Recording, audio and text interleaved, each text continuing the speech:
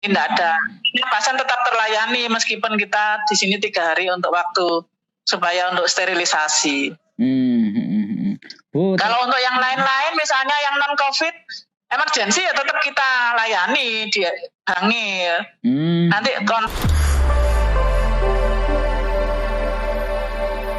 pengen wawancara Bu. Ya, halo. Kaitannya dengan ini loh. Oh, nggih. Pak, aku ada rapat, Pak. Oh, rapat. Nggih. Halo? Ya, halo. Iya, sama kepala puskesmas. Sedikit sebentar, aja. Sebentar ya, sebentar enggak apa-apa. Oh ya, sebentar aja. Iya, nggih, rapat kaitannya dengan apa, Bu? Mungkin kaitannya dengan ini ya, pelayanan rumah sakit yang kemarin sempat ditandatangani oleh Bu Ani ya, Bu Dokter. Iya, itu juga termasuk itu. Iya. Emang seperti apa sih Bu kemudian mengeluarkan itu Dinas Kesehatan Bu untuk IGD dan sebagainya? Nah, karena kami kan mendapatkan surat dari Bu Direktur bahwa akan ada sterilisasi ruangan dan semuanya pemasangan sekat untuk supaya tidak terjadi penularan pasien. Jadi IGD-nya kan benar-benar nanti fight untuk yang COVID sendiri, yang umum sendiri. Nah itu kan butuh waktu 3 hari paling enggak, 3 hari 4 hari. Makanya dilakukan penutupan sementara sama desinfeksi sekalian. Karena itu kan yang pintunya ada yang tembus dengan UGD yang itu, jadi harus pasang sekat. Oh. Umum sama yang COVID-nya. Biar bisa membedakan pasien gitu. Bukan membedakan, biar tidak terjadi penularan pasien. Oh. Bu, terus bagaimana nanti kaitannya dengan pelayanan dan sebagainya? Kemarin saya lihat beberapa poin surat itu seperti apa Bu nanti? Termasuk hari ini mau dibahas sama teman-teman di Puskesmas, kalau rujukan kemana, kalau misalnya harus apa, bagaimana gitu? Oh, sudah kami komunikasikan ke Puskesmas.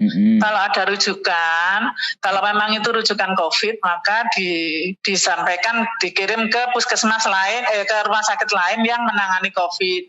Jadi RSUD Grati, kalau di kota juga RSUD Sudarsono, sudah kami surati juga kota untuk antisipasi kalau ada pasien kabupaten yang ke kota. Terus juga untuk wilayah selatan itu rumah sakit Prima Husada, Sukorejo itu sudah bisa menerima pasien COVID. Jadi tidak ada.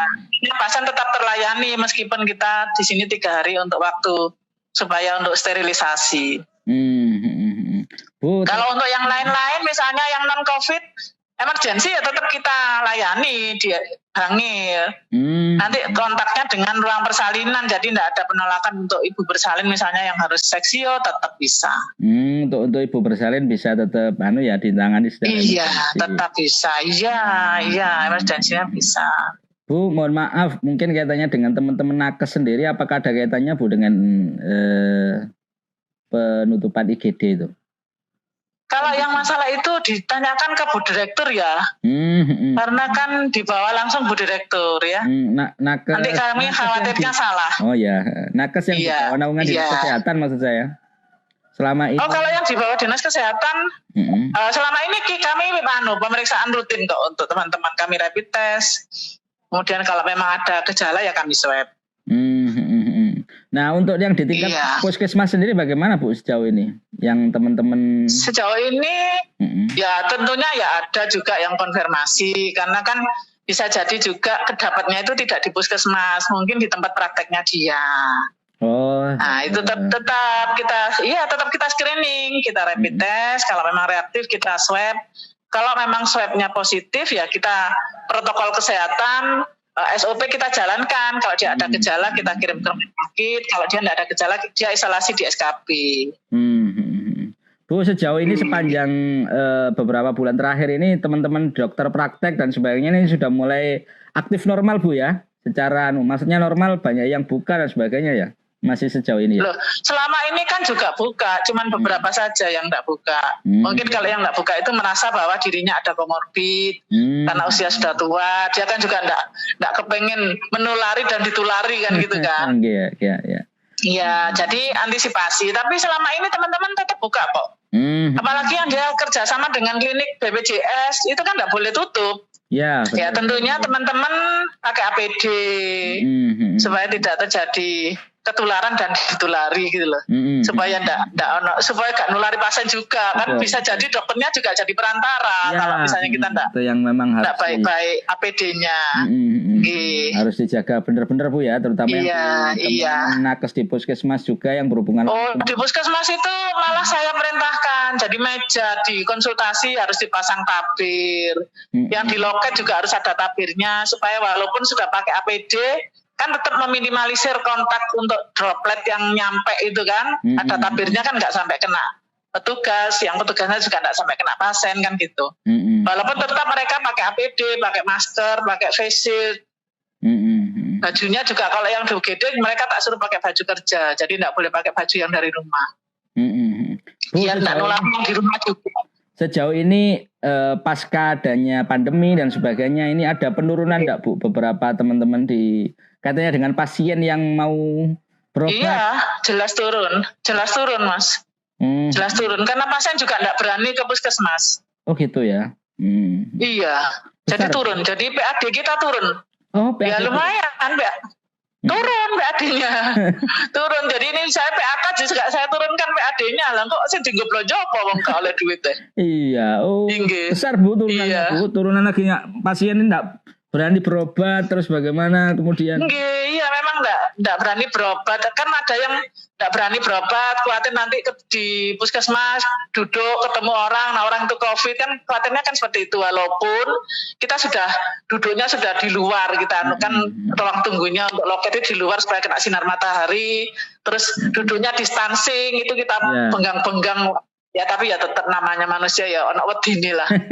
Itu. Sampai berapa persen Bu? Kalau dilihat dari angka Bu, kemarin kan bisa diukur dari jumlah PAD kita turun. Terus berapa persen Bu? Nyampe 50% lebih?